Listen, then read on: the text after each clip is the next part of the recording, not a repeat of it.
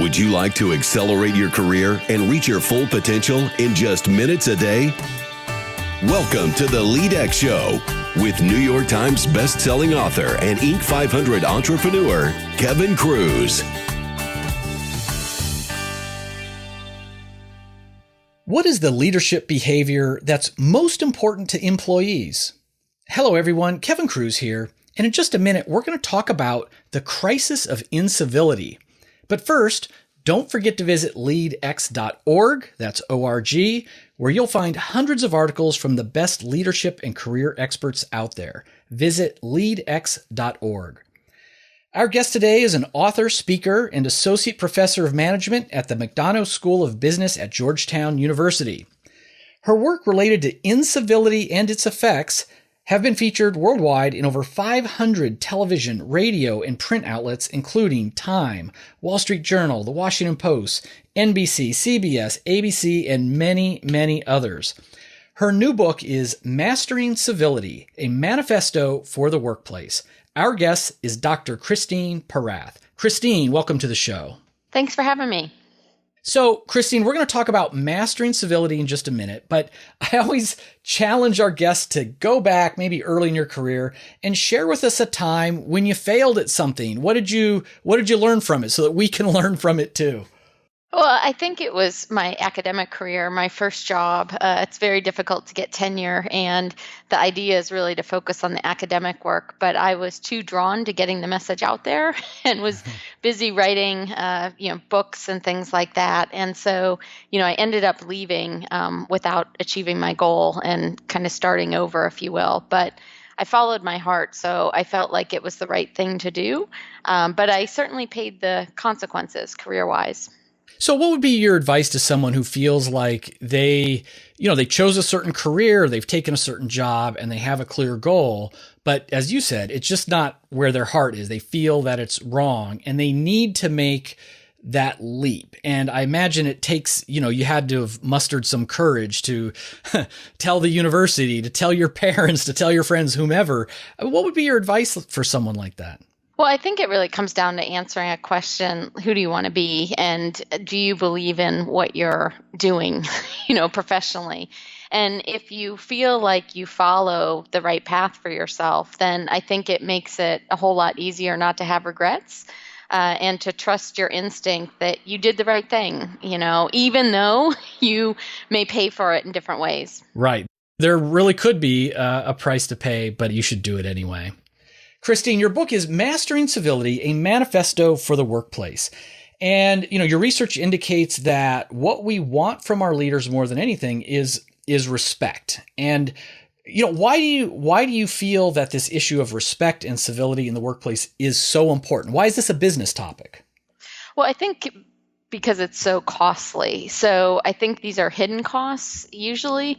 And what happens is when people don't feel valued, when they don't feel respected or appreciated, they don't give as much. A lot of this may be intentional. Over 2/3 of people will cut back their efforts. 80% of people will lose time worrying about it. 12% of people say they've left jobs because of one incident of this. So I think, in general, there are just a whole slew of costs to organizations when people aren't feeling respected. In experiments, I found that people can't focus as well. They aren't as attentive to information. Cognitively, they function much slower, even in terms of memory and processing. And this is true for witnesses as well. So it really is contagious. So the costs add up very quickly. And so that's the main reason that I think organizations need to focus on it. And those that do, I believe, will have a competitive advantage because, unfortunately, it's very prevalent and it's on the rise. Yeah, and LEADx listeners, you may have heard me say before, and my work on employee engagement, satisfied is not enough. What we really need is for people to give us their discretionary effort. And as Christine said, people are just not going to give us as much if they feel that they're being disrespected, or as something I learned from the book, even if you witness it, if it happens to somebody, in the cube next to you and you're the witness, it is contagious. It can hit you too. But Christine, let me play devil's advocate, because I think there's going to be a lot of people out there that say, wait a minute, like what's wrong with emotional honesty? Are we all just getting too sensitive these days? Is the new generation extra sensitive? And they'll use people like, the mythical Steve Jobs, and he would apparently stomp around, tell everybody their work was garbage and not good enough, and yell and stomp. And people would say, oh, wow, it drove me to my best work. And look at Apple. They're so amazing. So how would you counter that? Yeah, well, I think you're right. I mean, some people are more sensitive than others, and there's certainly a lot of individual differences when it comes to that. But when I talk about civility, when I study it, I'm not talking about not giving direct feedback or negative feedback. So there's certainly, that matters a lot. That's what helps improve and lead to improvement. But I think the whole idea here is it's the how that matters.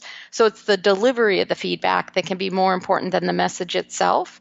And there's some really interesting work on this, which shows that people respond better to negative feedback done well, with nods, with a smile, with, a desire for their improvement, than giving positive feedback. So I think if we focus on the idea of being direct and giving, negative feedback, but really focusing on the how, that will help cure things. When it comes to Steve Jobs, it's kind of a classic question. And, I agree with Richard Branson when he talks about, the idea that Steve Jobs was multiple standard deviations outside of most of us. So I think he's a little bit of an outlier. But, a couple things. I've heard from coaches that have worked with him or in Apple at that time that when he came back to Apple, he was a different guy. I mean, it doesn't mean that he didn't stomp around or he didn't go off on people, but I think he did it less so. And I think that it was fewer and far between, that, people understood that he was trying to improve. And so I think that in general, there's a lot of research also that shows that it doesn't pay. That, for example, the number one characteristic associated with executives' failure is insensitive, abrasive, or bullying style. While the number 3 is aloofness or arrogance. So while I think like power can force compliance, incivility or disrespect can really sabotage support in crucial situations. So for example, employees may not share information, or they'll withhold efforts or resources. So typically I see that payback to uncivil leaders comes back, when they may least expect it. So I think that rude people in general, leaders, succeed despite their incivility, not because of it. Yeah, I mean, a couple of great points on that and around Steve Jobs. And I think every now and then when I hear someone use the Steve Jobs example, I'll say, well, first of all, you're no Steve Jobs. So, he was, very unique and had a certain, air about him and all the rest. And I even would argue even more strongly that, okay, so Apple, achieved what Apple achieved and their people achieved what they achieved, but perhaps they would have been even greater, even longer lasting, even have a greater legacy if, they led with love and civility instead of, this brash style, at least in the early time. And if you look at the early part of Jobs' career, the Macintosh and all that, I mean, he wasn't succeeding internally or by traditional business measures. So, maybe that had something to do with it. I'm not sure. Yeah, great points. I agree. So, Christine, you say that this really stood out to me in the book. You say incivility usually arises from ignorance, not malice. And the reason why I paused is because as I'm reading your book, I'm thinking, well, I'm not rude to people. I'm not mean to people. I'm not arrogant. And then all of a sudden I'm like, well, if it's coming from ignorance, maybe I don't know what I don't know. Maybe I have a blind spot. So what are some common blind spots leaders might have? How are we unintentionally being rude to people? Yeah, I think the most common thing I hear when I go into organizations is people complaining that their leaders aren't paying attention to them. They're just not very attentive. So, for example, leaders will be on their iPhone or on their laptop when someone's trying to, convey some important information or have a one-on-one meeting with them. And so, it's that fact that leaders are multitasking or they're tethered to the technology, especially in meetings. And, of course, that is not intentional. Usually you'll hear leaders when they get that feedback saying, I'm just trying to fight fires, or I'm just trying to do the best that I can. But they have no knowledge that that's, being taken negatively by other people, So I think that that's probably the most common one, is the multitasking and the failing to connect with people. But I think also, most of us tend to interrupt people in ways that shut them down, or a lot of leaders do. And many times it's because they're brilliant, or because they're used to, kind of having the floor and controlling meetings. But you'll hear that teams are less willing to share information, for example. They just, they feel like they're cut off or they're not valued. And so that's interrupting is a big one, especially with leaders. And then, one that comes up sometimes is this idea of you don't realize when you're talking badly behind someone's back. I love Marshall Goldsmith, who I really admire, gives a great example of this in his book, What Got You Here Won't Get You There, where when he first started collecting 360 feedback, people told him this, and he had no idea. In fact, he couldn't think of one instance when he had done this. So I think that for many of us, it's these little things that we're just unaware of. I think that's probably the biggest thing I've learned is when I started this research, I thought, gosh, there's some real jerks in the workplace. But where I've landed is I think the vast majority of this is just a lack of self-awareness. So much great stuff to highlight there, Christine. I'm looking up as you're talking about Goldsmith's book. I've got a copy. What Got You Here Won't Get You Here, right up on the top of my bookshelf, where I put the books I reread like once a year. And that passage in his book was the one that stood out to me the most, because first of all, it was very vulnerable of Marshall Goldsmith to say, look, here's where I screwed up. Like, here's where I was, messing up. And it kind of changed my learnings from the book. It's like, okay, I can obviously see myself in many of these things. And again, it's not from malice. It's just sort of unintentional. And you also talked about just not being attentive. And it reminded me of an executive coach, Roger Lipson, who told me that he does all this one-on-one coaching. And what he sees in the 360 survey feedback over and over is people saying, geez, Kevin's so rude. He doesn't even make eye contact when he walks past me in the hallway. Now you talk to the executive and it's exactly as you've said well, Kevin says, I was racing to my next meeting. I was thinking about my to-do list. You're right. I didn't even see you in the hallway. I'm just in my head thinking about work. But we need to realize as leaders, it's not just about managing tasks. We're trying to lead people. And so making eye contact, smiling at people, saying good morning as we walk by the first time in the morning, not staring down at our laptop or our phones. I mean, these are simple things, and we need to realize that they matter a lot to those around us.